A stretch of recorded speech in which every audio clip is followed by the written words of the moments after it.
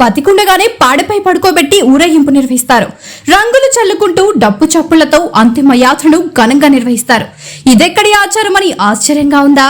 ఈ విచిత్ర ఆచారం రాజస్థాన్లోని బిల్వాడాలో దశాబ్దాలుగా కొనసాగుతుంది.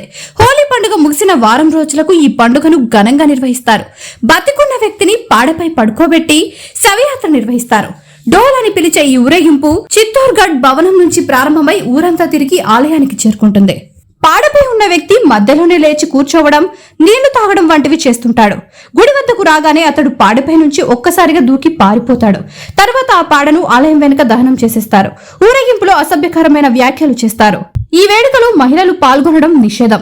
ముందు రోజు మాత్రం బిల్వాడాలోని ప్రతి ఇంట్లో ప్రత్యేక వంటకాలు తయారు చేస్తారు. అలాగే ఆ రాత్రి నాటక ప్రదర్శన ఉంటుంది. ఇందులో కులాన్ని దూషించి అవహేళన చేస్తారు.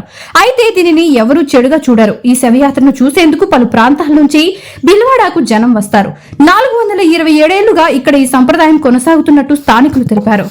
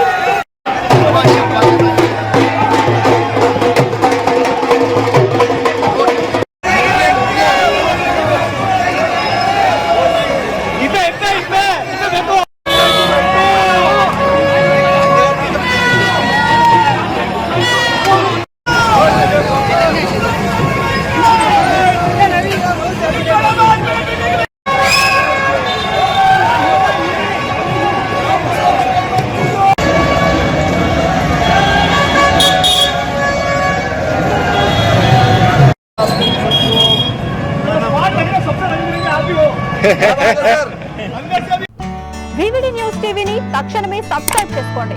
నోటిఫికేషన్ కోసం బెల్ ఐకాన్ క్లిక్ చేయండి.